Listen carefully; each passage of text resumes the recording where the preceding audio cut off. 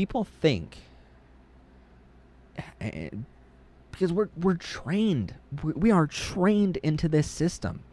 No matter where you live in the world, we're trained into this system where, it comes from your parents. Honestly, it comes from your parents and your grandparents. It comes from your teachers. When you're so young, like, I notice my sister doing this, and I correct her all the time for it. My nephew is 4 years old right now, right? So hold on, just a second. I'll show you. So this is my nephew, right? His name's Clark. He's 4 years old. Cutest little thing ever, right? Love him to bits. But I notice my sister doing this all the time. He has a friend at school, and he hangs out with her all the time, and he like hugs her and he kisses her, but he's also 4 and he would kiss anyone, And so what happens with everyone, not just gay people, but what happens with that is kids are learning so much at those early stages where basically the parents keep saying, "Oh, yeah, that's his girlfriend." No one thinks, by the way, the parents, the grandparents, the teachers, the cousins, like, literally no one thinks that they're actually girlfriend and boyfriend.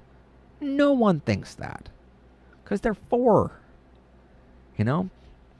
and girlfriends and boyfriends typically do things that 4-year-olds can't even do yet, so it's like, and you can't have that much romantic feeling yet at 4 years old. You just can't.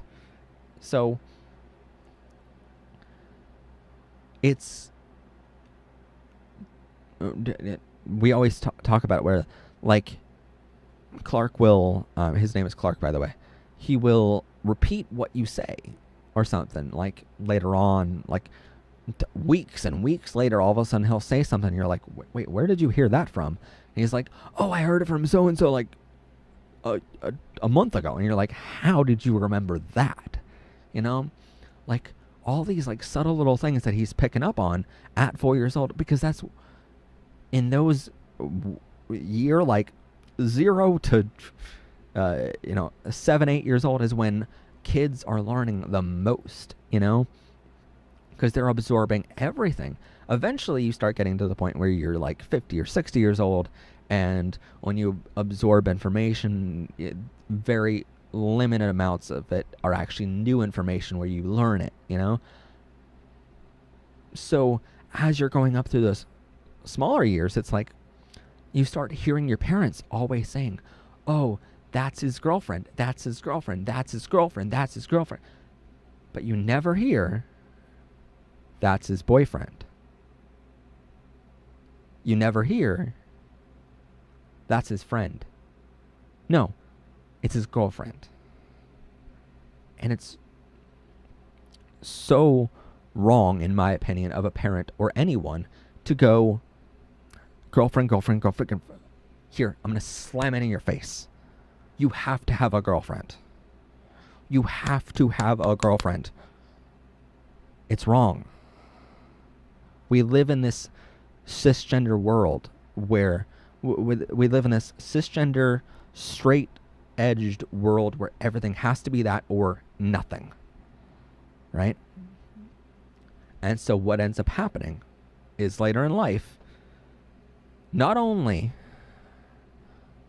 Yeah, he was named after Clark Kent because my brother-in-law is a huge Superman fan. Anyway, so not only later in life, if that child ever has to come out as gay or bisexual or trans or anything, it's 10 times harder for them to do that because they were conditioned with, not only am I supposed to be straight and cisgender, but my parents, they want me to be that. And so if I have to tell them that I'm gay, well, then I'm breaking all of what they told me at 1 to 3 years old when I was supposed to have a girlfriend. Like, for instance, back in my like very young years, there was this girl in school. Start with an M, but I forget her name completely. But anyway, she was a complete B word throughout my entire life. She was one of the biggest bullies I've had throughout school. She was one of the main reasons why I left the St. Stephen's Catholic Elementary School at 6th grade and went to St. Ambrose in 7th grade. She was the main reason I left, because she was such a horrible bully. But my parents kept thinking, them two are going to end up together. They just look so cute together. She's punching me. Like, she's abusing me. I can't do anything back because she's a woman. And, like, she's the one that's, getting the whole class to abuse me and mock me and desert me at recess. Like, she's the girl that's doing all this. And it's like, my parents think that we look so cute together. And we're supposed to be married one day. And it's like, no, we're not going to end up married because I'm gay. Like, part of my struggle was overcoming that whole thing of, I have to break all of my parents' wishes for, 10 years of my life because I'm not that person they envisioned, And so what I always tell parents is, do not ever tell your kids they have a girlfriend until they tell you they have a girlfriend. Don't ever, suppose, oh, they look so cute together because they're supposed to look so cute together. No, they're allowed to look cute together with whoever they want. And so, in your situation, Sky, that was a long way to explain this, but in your situation, it's like, inherently you feel like you're breaking a part of your parents or a part of your parents' hopes and wishes for you by coming out as anything. And so I've tried to stop my sister from saying it multiple times about my nephew because I know the danger it causes. And you're at the point of 15 where you can't go back and change what they said to you at 0 to 5 years old, but you're conditioned into this way of thinking. And sadly, your parents are conditioning themselves into this way of thinking. Of this is the only way it can be. But you're not that person. You're never, no matter how much you try to follow your parents, because we see this with, the more I study psychology, the more interesting this actually becomes. But we think about these kids that are basically like suck-ups to their parents, where they try to do everything in their entire lives, get the job, get the car, get the wife, everything that their parents want them to get. Nothing is something that they don't choose anything on their own. There are kids out there in the world that literally do not choose anything on their own. But what happens is even those kids still can never live up to the perfect level that their parents want them to be in their heads. Because what happens is, okay, fine. All right. Let's say, for example, my dad wanted me to play basketball, which he didn't. But let's say, for example's sake, my dad was like, I want you to play basketball, Okay. I go and play basketball. Well, you need to score this many hoops. All right, well, I score those many hoops. Well, you need to be the star of the team. Well, I become the star of the team. Well, you need to be an NBA player. Well, I become an NBA player. Well, you need to be just as good as Michael Jordan. Well, I become Michael Jordan. All right. Well, you need to be in the Hall of Fame. Like, it's never good enough. Parenting to that level is always moving the goal line on you. No matter how much you try to be the perfect child your parents wanted you to be, that goal line keeps moving, no matter how much you think you're matching it. And so, when you came out to your parents as bi,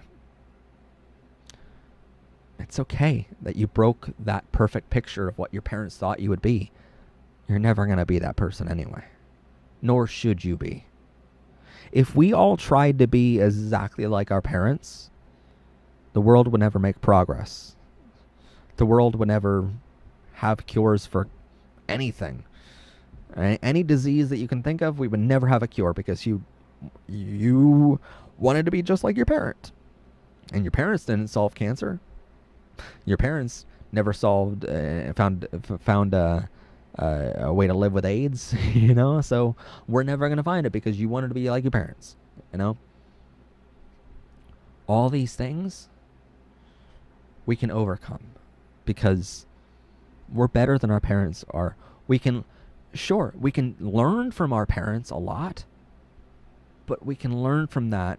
The definition of stupidity is trying things over and over and over again and getting the same result. Right? So what we do in generations is we say, yeah, we can learn a lot from the older generations. For this TV show, I learn a ton of things from the generation of my uncle, because my grandmother used to tell me all these stories of how my uncle's gay, and he never really felt safe enough in the world because it was illegal to be gay back in those days, and he used the handkerchief code back in the day to symbol to other people that he was gay, and all this stuff I've learned about him now. And about his generation, we can take the things we learn, but if we do nothing with that information to do better next time, to make our world better, then we become what our parents were, and we never get anywhere.